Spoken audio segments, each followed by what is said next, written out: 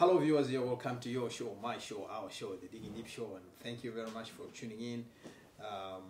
As you know, on the Digging Deep Show, we are ever bringing new things, new faces, and our main goal for 2015 is to bring as much people who can develop you internally as we can, so that by the end of the year, you will be ready to go, you'll be good to go probably the next 10, 15 years. And in the house, we have a man, he is a coach, and a coach with a difference. I know this word, the word coach, 10 years ago, if you say I'm a coach, people will ask you which team, is it football or basketball? Yes. But now, it's a different thing altogether. Absolutely. You guys came to change the game. Please, can you introduce yourself? Yes, certainly. Good afternoon. My name is Mervyn Barrett. I am an inevitability coach. You like that? Inevitability coach. What do you do? Well, what it is I help people to structure whatever it is they want to do. Internally now, I help them to structure, organise, coordinate, make coherent what's going on inside, so that whatever they want to achieve externally becomes inevitable. How do you make somebody to make it? Okay, a very simple process really. I've created a 4-step process. I've synthesized some of the tools from some of the top coaches and motivational speakers in the world. Robbins, Jim Rohn, some of the very, very best. I've put this material together and it involves 4 simple steps. I call it the results code sat-nav. Results code sat-nav. And that helps you to make whatever it is you want to do, whatever it is, I say it again, inevitable. I really mean that. It is Jim Rohn who made us understand that there are no new principles in this world. Exactly right. If you say you got new principles, you're just like a man who is saying I'm inventing antique. Exactly. Or making vintage. Yeah. So what's the difference between what you're giving us and what you've been given already? I think it says in Proverbs, there's nothing new under the sun. And that's one of the first things we need to remember. There is nothing new under the sun. What the difference is, I believe in, first of all, my delivery of the information and the way that I've synthesized some of the areas that these guys have worked with. That's what makes a difference to me. So since these are principles, you know, I was thinking you're going to say I've got 5 fundamentals, I've got 4 principles. Why do you call them results code nav? Okay, the results code sat nav. Yes. I chose those 3 words intentionally. I mean, deliberately. Yes. On purpose. Yes. I really, really did. And I mean, you know, remember when you were a kid and somebody hit you and went, ouch, you did that on purpose. Yes. You know what you mean by what you said. Yeah. And I mean that. I mean, you did it on purpose. On purpose. Yes. Let me tell you, most people are off purpose in their life. For most of their life. They don't actually understand what it means to be on purpose. When you're on purpose, you're in flow. You find that inside everything works, everything clicks. It doesn't matter what barriers you come up against, you find a way to get underneath it, around it, or over it. And that's what Results Code sat-nav does. You know, I've spoken to a number of people, and they say their main challenge or the main problem with personal development and all these coaching things is these people, they just think everybody have to be a millionaire. So does purpose means that you have to be a millionaire? Absolutely not. When you wake up in the morning, here's my version, or one version of what it is to be on purpose. You wake up in the morning, you do what you want, when you want, with whom you want, and you're paid as much as you want to do what you're doing. That's when you're doing it on purpose. If you're not doing those things, you're not on purpose. You're off purpose. I always say to people when they're earning money, how are you earning money? I say, well, what do you do? Or I'm an engineer, or I'm a plumber, or and do you like what you do? No. Do you love what you do? No. Why are you doing it? Why are you doing it? If you don't love what you do, why are you doing it? That clearly means that you are off purpose. Yeah. When you love what you do, you're on purpose. Everything is in alignment, emotionally, in terms of how you feel and how you think. You're on purpose. It's power. And the result called yes. How does it work? Okay. Before I get to that, I do want to tell you why I chose those 3 words in particular. Yes. The first word, results. Most people have no clue. I mean, they really have no idea of what a result is. They don't realise that everything we do produces a result. The way we think, the way we feel, our emotions, when you blink your eyes, when you twiddle your ears, whatever you do, you wake up and get out of bed in the morning, that's a result. Everything is a result. Most people, you hear them often saying, oh, I don't know what I'm doing, or I don't know why I'm doing it, or I can't make sense of this, I'm confused. That just means you haven't taken the time to stop and be aware of what's going on around you, and how you think and how you feel. And when you're not aware of those things, you're going to produce results that you aren't even aware that you're producing. It's what they call the definition of insanity.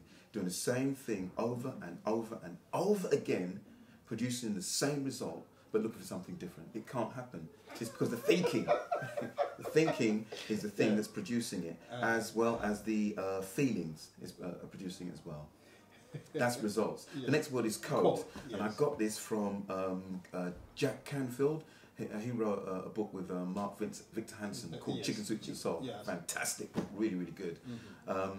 And in it he describes this idea of a code, and it was just beautifully put. He says, imagine if there was a safe, and inside that safe was your ideal life, everything you wanted inside the safe. And the only thing that prevents you from getting into that safe is the 4-pin combination. Yes. The pin combination is unique to you. It's 1, 2, 3, 4. Nobody else can access it apart from you. You're standing right next to the safe, sir, and all you need to do to access it is 1, 2, 3, 4. Do you think the colour of your skin could prevent you from pressing 1, 2, 3, 4? Never. No. Do you think being poor could prevent you from pressing 1, 2, 3, 4? Not at all. How about being really shy? Nope. How about being scared? You're right next to the safe, pressing 1, 2, 3, 4. If you were scared, could you do it? Definitely no. Awesome, awesome, awesome. And the reason I highlight that, for 2 reasons. First of all, most people actually don't realise that everything I've mentioned to you is an internal barrier. It's not external. Unless somebody is holding a gun to your head or somehow physically restraining you, nothing should stop you from being able to press 1, 2, 3, 4 and accessing the safe. That's the first thing. Most people don't realise that. The second thing is actually this idea of the pattern, the code, 1, 2, 3, 4. That is a unique step. If you take those steps, you can open the safe. If you don't take those steps, the safe won't open. Everything in life, everything is a pattern. Everything is a code. Okay, I'll say it again. When you wake up in the morning, you wake up to a pattern. You don't wake up differently every morning. It's the same thing. The way you think, the way you feel, the way you think about how you're going to generate money is a patterned event. If you can unlock the pattern, you can get what you want in life. So and here's the tragedy for me. Most people don't even realise there's a pattern. So they're going, there's no pattern, I just got to keep going, I've got to keep working hard. Everybody works hard. They don't work smart. And the second thing about this is some people actually do realise there's a pattern. But Kudzi, imagine this. You know there's a pattern to how to get into the safe. And you're pressing 1, 2, 3, 5, 1, 2, 3, 5. You're doing it earnestly with all your passion, all your pressure, all hard work. 1, 2, 3, 5. You're never going to get in with 1, 2, 3, 5. Why? It's 1, 2, 3, 4. You must have the right combination. Wrong combination, you're never going to get in. So this statement we say is practice makes things perfect. Yes. It's quite useless if you're practicing the wrong things. I tell you, be very careful of practice makes perfect. It is a prison. Practice makes better. Better. Only God is perfect. The rest of us are all trying to catch up, if you like. Practice makes better, never perfect. As soon as you go for perfection, you're going to find yourself falling short. And that becomes a prison for you. In your mind, and that can also, again, do you see what I mean when I talk about internally? In your mind it becomes a prison. And then what does that mean? That means that you're going to start pushing that perfection out on everybody else. Everything's got to be done exactly this way. No, it doesn't.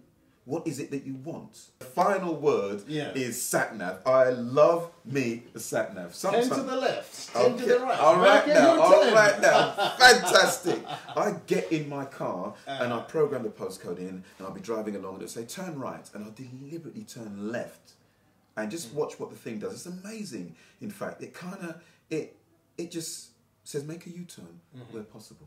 That's what it does. If you carry on, I ignore it, I carry on in the same direction. And listen to the way this piece of machinery works. It will say again, make a U-turn where possible, make a U-turn where possible. And then suddenly it will just stop. And it will just recalibrate. It will look at the satellites in the sky. I think there's 3 of them. Yeah. It will look at them, take a reading of where it is, with respect to where it wants to go, and then it will just change direction. However, what you don't hear the sat nav doing is saying, when you make that left turn instead of right turn, it says, you made a left turn, that's the wrong way. You're supposed to. It doesn't do that. It doesn't, wait a minute, after 3 or 4 times of repeating. I've repeated the same instruction 4 times, you're incompetent, you don't know what you're doing, that's it, trip cancelled. It doesn't do that. And furthermore, it doesn't say, listen, I've recalibrated this thing, but I'm not too sure about you. We're going to spend another 2 hours, another 100 miles. I ain't going any further. I don't trust you. It doesn't do that. It doesn't do that. We have in our brain 2 parts of our brains that does both of those things. The first part, the front part, the prefrontal cortex, that's we do all our planning, deciding, daydreaming, memorizing, recalling. All of that good stuff goes on in the front part of our brain. That's what happens when the sat nav turns left and goes, oh, make a U-turn. We also have the second bit that I mentioned there, the bit that goes, oh, it falls apart. That's the emotional center, the limbic system. And notice what it does. Here's how it works. It's really, really strange, you know, when the sat-nav recognises that you've gone left instead of right, it's gone right. It just says, make a U-turn. When the emotional part of your brain recognises that you've gone left, it says, you made a wrong turn. It doesn't say turn around. It makes note of the circumstance and not the outcome. So when your brain starts to do that, you made a wrong turn. Of course, because of many years and years of being programmed in a certain way, wrong is wrong. And wrong actually becomes an identity for us. So not only do you hear, oh, I've gone the wrong way, but you also hear, stupid, you can't do it properly. You hear those things in your head because you made a wrong turn. We have a capacity to do both of those things. We need to get the balance right and recognize that actually emotional thinking and planning and deciding and logical planning and deciding are different. We have to get the balance right between them. When you get the balance right, you are in alignment. I've heard people saying, you know, if you grew up in poverty and you are probably going up the ladder trying to get out of it, there are those little voices that speak to you, cannot make it. This is not for you. You are a failure. How do you probably refrain, or how do you shut those voices away? Many different techniques and ideas and tools. For me, the greatest one is purpose, knowing your outcome. That trumps everything. When you know what you want in here as well as here, that overrides everything. That's why you'll see people actually, negatively too, in prison or millionaires, because they know what they want. It may be destructive and disastrous to them, but they know what they want. Once you have that alignment between emotions, feeling and thinking, the actions that follow are just absolutely dead on. You'll get the results that you're looking for. Ladies and gentlemen, I like the late Mouse Monroe, who says, it is better to die and not know life than to live and not know why. Ooh. So the house is on fire. I promise you, by the end of the program, you will be changed. You will be transformed. Before we went for a break, we were talking of the results code sat-nav. Yes. And we were just closing on the sat-nav. Yes, we want to just make a recap on the sat-nav itself. Yes, indeed. So the results code sat-nav works like this. It's a simple, very, very simple tool. It consists of 4 steps. Step 1, know your outcome. Step 2, take action. Step 3, evaluate the action. And step 4, modify the action. And you feed that back into your outcome. If you haven't hit your outcome, you do it again. Take some more action. Evaluate it again. Modify it again. Feed it back into your outcome. If you still haven't reached your outcome, take some more action. Evaluate it again. Modify it again. Feed it back into your outcome. You keep going around in that, this is the only time I use the word perfect, in that perfect loop until you hear the immortal words, if you like, you have reached your destination. So are these not the, you know, like the I wouldn't want to use the order, but the usual steps which every training manual or every trainer is telling people? Yes. I don't know how many times I've heard people saying, I know that. Yeah, well, I already knew that. Well, I read a book by a guy called Daniel Goldman, called Working with Emotional Intelligence. Yeah. And in that book, he kind of blasts that reasoning, that line of thinking out of the water. He says there are actually, in terms of knowledge, in our head, there are two different types of knowledge. There's declarative knowledge and procedural knowledge. Most people have confused the two to the point where they know. If you know, why aren't you doing it? How comes you don't have what you want? The number of people who will say, yeah, I know, yeah, as soon as I hear, yeah, I know, they don't know. They don't know how. And Goldman goes even further with the how. The how is so important. To my mind, it isn't just knowing how to take the steps. It's actually recognizing the emotions that you feel when you're taking those steps. The emotions that you feel that prevent you from taking the steps, as well as the emotions that you feel when you want to take the steps. There's got to be an interconnectedness between the how you do it emotionally, not just the physical action of taking the steps. You must know how emotionally. If you don't know how emotionally, it's likely that you're going to mess up and keep going back to procrastination or getting the steps wrong or just carry on saying, yeah, I know. Who cares if you know? Knowledge is power. No, it's not. It's the application of knowledge that's power. It's the use of knowledge that's power. It isn't knowledge. You could be an Albert Einstein lying in your bed. Who cares? You need to get out and do something. Application. Action. Some people, they are workaholic. You know, they wake up in the morning, they spend 16 hours, but when you look at the results, they are not achieving that much. How do you work with such people? I go right back to what I said at the very beginning about results. And first, number one is awareness. How aware are you of what you're doing? How aware are you of how much effort you're putting into what you're doing? How aware are you of the actual steps that you're taking? Do you just get up in the morning and rush blindly out? Do you stop and plan your day on paper? Do you actually think not just about what you're doing, but do you emotionally rehearse? Do you mentally rehearse what it is that you want to achieve on a daily basis? Most people don't do. That's what they call self-directed action. When you mentally rehearse it. We're always involved in mental rehearsal. I fancy a cup of tea. I'm not going to get for dinner tonight. I need to get to the shops. That's mental rehearsal. But it isn't self-directed. It's just kind of random stuff that's happening all the time. Once you get a hold of the idea of how to self-direct your mental rehearsal of what it is that you want to do, again, you begin to really become aware of how you're doing what you're doing. You've got to stop and take time to look at what you're doing. You mentioned the issue of writing down things, and Power. I know what I want to do. Yeah. I know the type of house which I want to buy, and I know I want to make money. Why should I write things down? Very, very important. And I'll actually give you just some of the things, the cliff notes, if you like, from the results code SatNav. And the first thing I mentioned was outcome, and this is where the writing comes into its own. In terms of outcome, most people don't know how to plan a goal. They don't know how to plot a goal. They've got no idea how to. They say they know declaratively, but actually, if you know, why don't you have?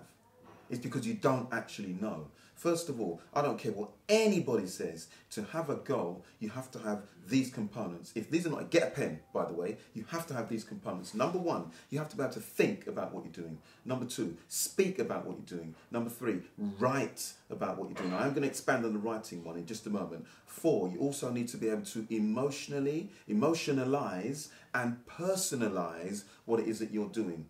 You have to be able to do that. You've also got to connect with it. And I mean intimately connect and engage with what you're doing. And finally, day, date, time, place. You've got to give it a day, a date, a time, and a place. And let me just give you an example of what I mean by writing.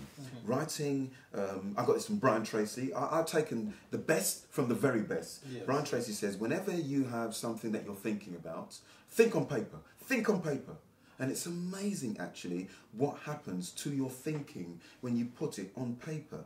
Writing, for us, is deep, deep, deep within our subconscious. Why? Because when we were very, very little babies, we had to make that letter A.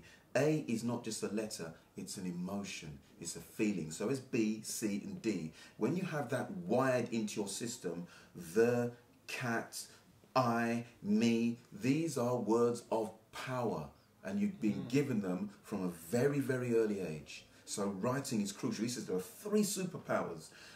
He calls them learning modalities. I call them superpowers that are activated instantaneously. And I mean instantaneously when you start writing.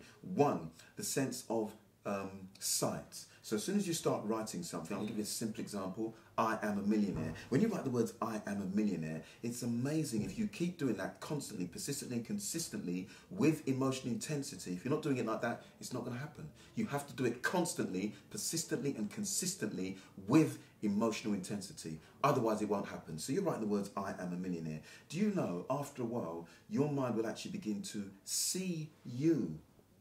You will see yourself as a millionaire. You'll see yourself walking up the steps of the aircraft and turning left to go first class instead of turning right to go cattle class. You'll see yourself in the restaurant. Some of you get them on the way home tonight. You'll see yourself in the restaurant and you're looking at the left at the menu, not right at the bills and how much they cost. You see it, you know, and when you see these things, you suddenly get a bigger picture in your mind of what it is that you're looking for. It actually creates a neurological pathway between where you are now and where you want to be. It's like a map.